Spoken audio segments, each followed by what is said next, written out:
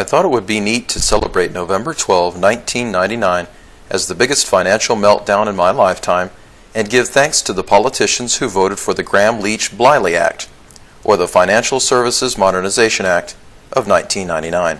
First, a little background.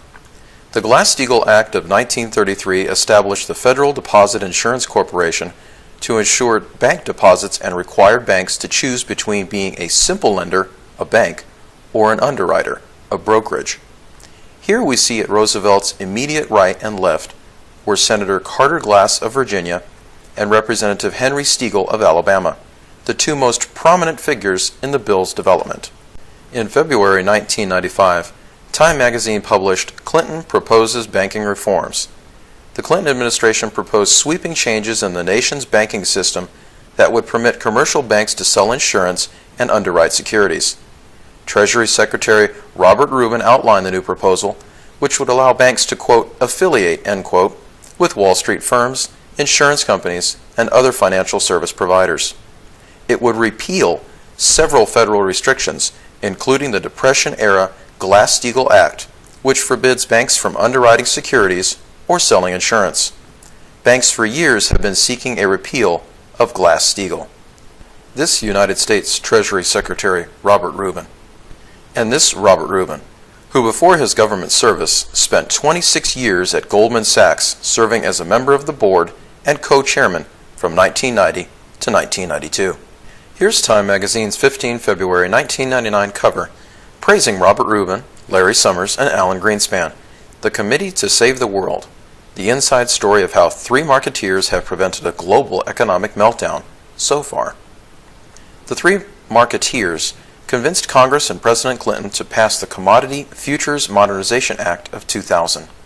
The act's purpose was to protect credit derivatives from being regulated by the U.S. Commodities Future Trading Commission or the United States Securities and Exchange Commission, protect financial institutions from, quote, overregulation, end quote, and position the United States financial services industry to be world leaders in the new century.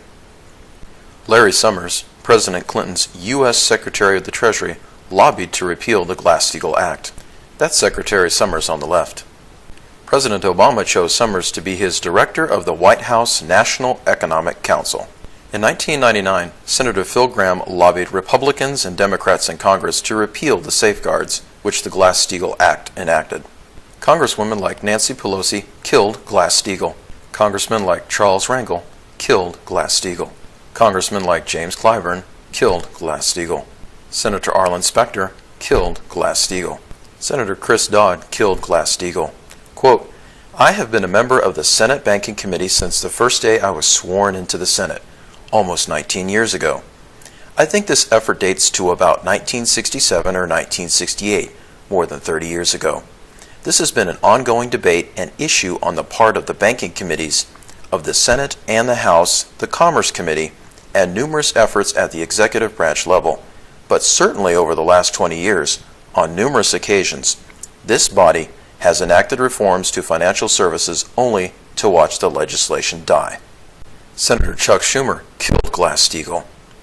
As a member of the Banking Committee in the House and the Senate, Schumer worked for a decade to pass the 1999 Financial Services Modernization legislation, which modernizes regulations governing the United States banking, securities, and insurance industries.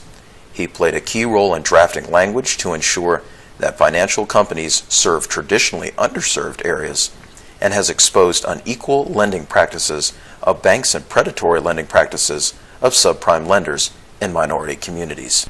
Congressmen like Patrick Kennedy killed Glass Steagall. Congressman Elijah Cummings killed Glass Steagall. Congresswoman Sheila Jackson Lee killed Glass Steagall.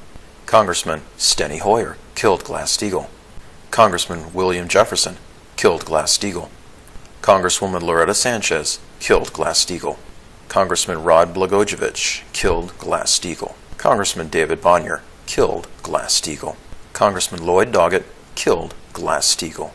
Congressman Harold Ford killed Glass Steagall, as did many Republican senators, congressmen, and congresswomen.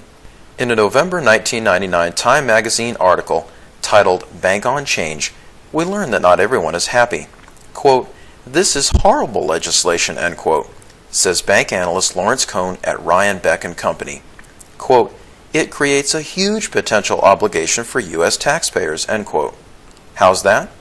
Cohn told reporters the new bill would encourage concentration of financial power in a few hands, any of which could topple the system if it failed, forcing a government bailout, which, as we now know, is exactly what happened.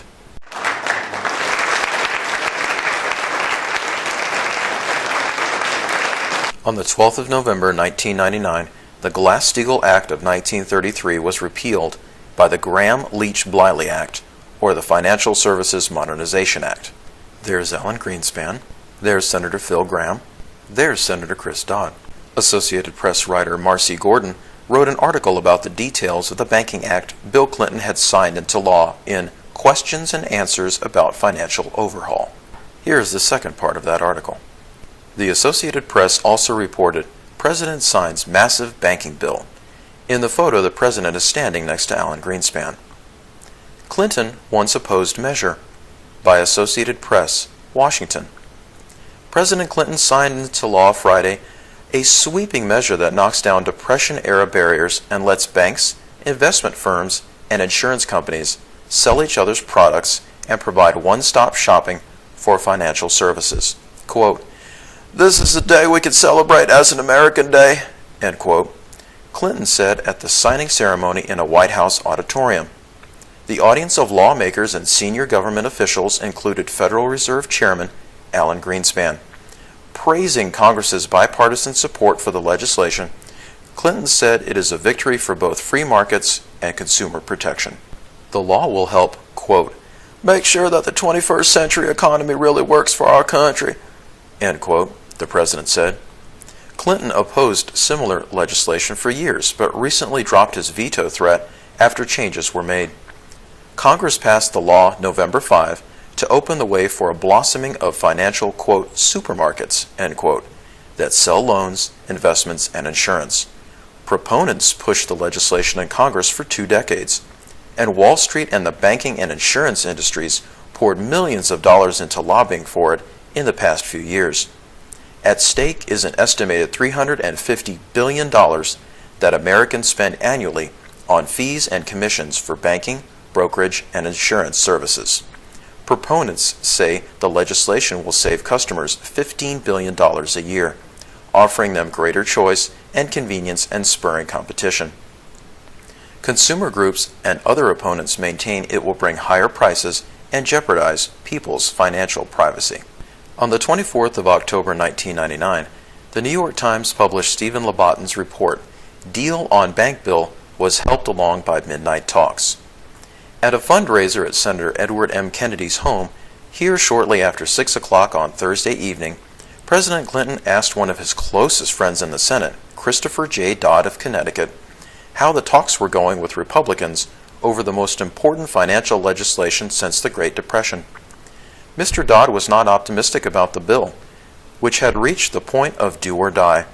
After 4 days of bitter polemic between Senator Phil Gramm, the Texas Republican who is chairman of the Senate Banking Committee, and administration officials, the two sides were stuck over highly symbolic and racially tinged community lending rules that threatened to rip the legislation apart. The discussions had become so poisoned by Thursday night that Mr. Gramm threatened both the top White House economic advisor, Gene Sperling, and the head of the nation's largest financial services company, Citigroup, that he would pull the plug on the bill, something neither the administration nor Wall Street wanted. Time magazine published a special report titled 25 People to Blame for the Financial Crisis. As chairman of the Senate Banking Committee from 1995 through 2000, Gramm was Washington's most prominent and outspoken champion of financial deregulation. He played a leading role in writing and pushing through Congress the 1999 repeal of the Depression-era Glass Steagall Act, which separated commercial banks from Wall Street. He also inserted a key provision into the 2000 Commodity Futures Modernization Act that exempted over-the-counter derivatives like credit default swaps from regulation by the Commodity Futures Trading Commission. Credit default swaps took down AIG, which has cost the United States $150 billion thus far. Time magazine continues. President Clinton's tenure was characterized by economic prosperity and financial deregulation, which in many ways set the stage for the excesses of recent years. Among his biggest strokes of freewheeling capitalism was the Gramm-Leach-Bliley Act, which repealed the Glass Steagall Act, a cornerstone of Depression-era regulation. He also signed the Commodity Futures Modernization Act, which exempted credit default swaps from regulation. In 1995, Clinton loosened housing rules by rewriting the Community Reinvestment Act, which put added pressure on banks to lend in low-income neighborhoods. It is the subject of heated political and scholarly debate whether any of these moves are to blame for our troubles, but they certainly played a role in creating a permissive lending environment.